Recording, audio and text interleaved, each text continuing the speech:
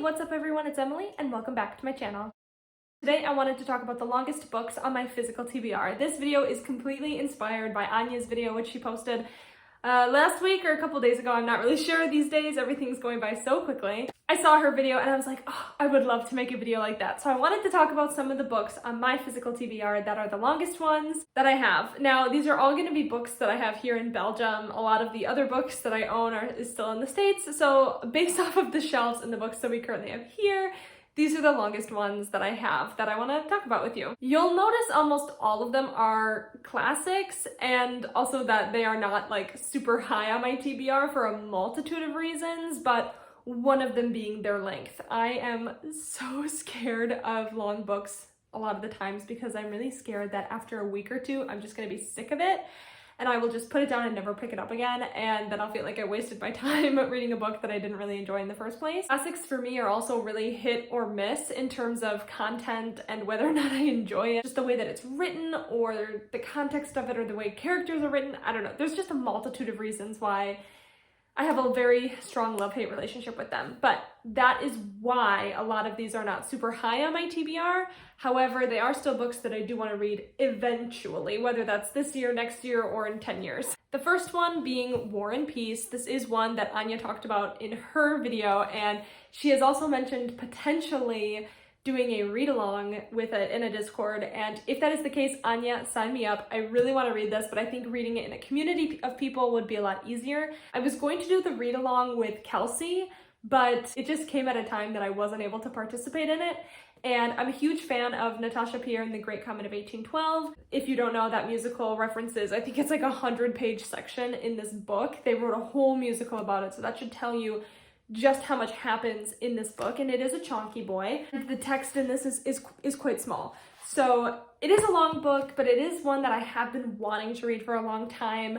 It's just, I think I need the right people to read it with. So this is one of the very intimidating ones. I also haven't read a lot of Russian literature, and I don't know if this is a good one to start with, but honestly, I started reading Crime and Punishment and didn't love it. So we're gonna go with Tolstoy and just see what happens there. Next on my classics list is Don Quixote. Again, based off of there's a musical based off this book that I absolutely adore. And I am someone where I want to read the source material of either movies or musicals that I really love. And this is the source material for the musical Men of La Mancha. And I really, really love the story. I love that it's a parody of a lot of the books written at the time of like chivalry and everything. If you don't know, basically this old man has read so many books about knighthood and chivalry and honor that he now believes that he is a knight. And so he goes on this fool's errand basically, and along the way he meets lots of people who think that he's crazy, all of this interesting stuff. It's just an interesting story. It's very different than a lot of the books that I've read, and so it's just one that I've always wanted to read.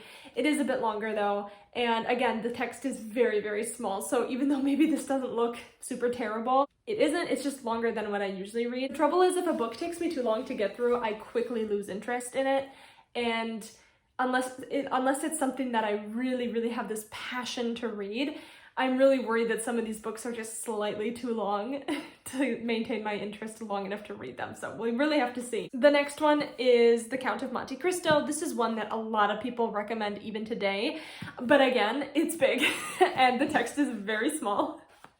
And it's like the original revenge story. A man, I believe, is falsely committed for a crime that he didn't commit, so he breaks out of jail and is like seeking revenge against the people who put him in that place and like misused the justice system, or however it happens. It's like it's a good versus evil book, very reminiscent of a lot of stuff that I read today, so I'm like, maybe this is one I would really like. I really don't know, but I'm hoping I like it.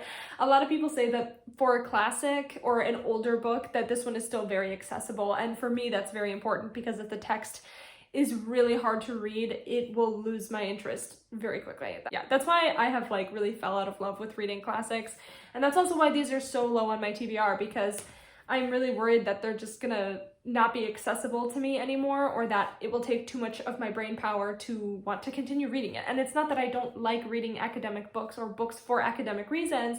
It's just that sometimes when I'm not in a classroom setting, I lose the willpower to want to finish it on my own because I reading is escapism for me. It's something I really enjoy doing, and sometimes when books are too long or they're not accessible for me at that time, they just kind of get lost and I just like don't pick them up again, and it's very sad. I think this next book is still considered a classic, but I had never heard of it growing up. It's called Watership Down.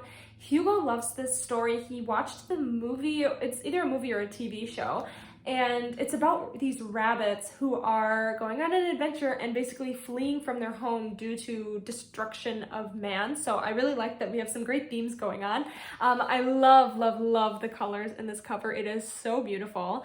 And I love the idea of the story being told from a rabbit's perspective. And I'm really interested to see how the author creates this world around them. So it's these rabbits leaving their home, looking for a safer home because destruction and everything is coming for them. And apparently there are some pretty scary moments in it that, like, in the show and stuff as a kid, it was like, whoa, this is like too gruesome. So I'm very interested to see how this book pans out and if I enjoy it. And so this one, but it is kind of long, and again the writing is pretty small on the inside, and it's just longer than I've been reading recently, and I'm just really worried about, again, like losing interest, but I hope it's good and it looks very beautiful. The next is 3 books, but they're all in the same series, so I'm putting them together. The rest of the Eragon series, oh my gosh, I'm not holding these correctly. Brisingr, Eldest, and Inheritance. So I believe it's called the Inheritance series. It's the Eragon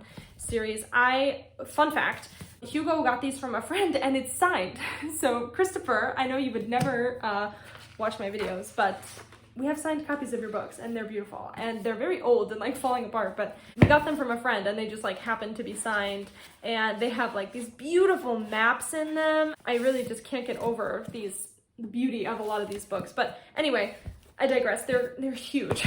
The text isn't particularly small necessarily in them, but they're just bigger than, again, what I'm used to reading. And I really liked Eragon, the first one. I just have been wanting to finish the series, but I'm just so intimidated by it that, like, what if I get halfway through it and I'm just not into it anymore? But I love dragons. They're one of my favorite, like, mythological creatures, although I think that they are real, but that's beside the point. I love dragons, and I really feel like it's a series I want to finish.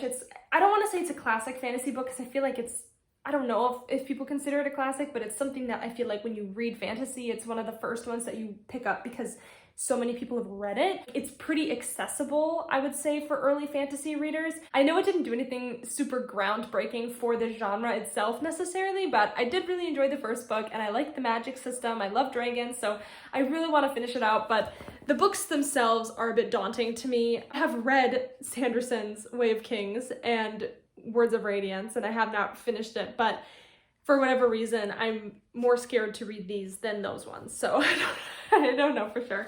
But so I have these ones. And then lastly, I have The Stand by Stephen King. Now, I have a lot of gripes with Stephen King and the way he writes people of certain genders and races and everything. But I started reading this one last year, and I was enjoying it pretty much the whole time I was reading it. I kind of am intrigued enough by the world and the setup of it that I'm kind of willing to look past some of it in order to read it, unless it crosses a line, which I don't know if it will. I haven't read it. I don't know a lot of specifics about it, just that I don't love the way he writes women and people of color. But it is a longer one. This version actually looks shorter than the one that I had last year. This is Hugo's copy. This is the complete and uncut version. So it looks shorter than the one that I had back in the States that I was reading, but it's a pretty long book. It's not like longer than anything I've finished before. Again, I'm just worried to get like halfway through this 1,000-page book and then want to put it down because of something. Just a bit intimidated by it, but I think I'm also just worried about reading it. But we'll see. I'm very interested in it. People say this is one of his best books, so I guess I will have to see.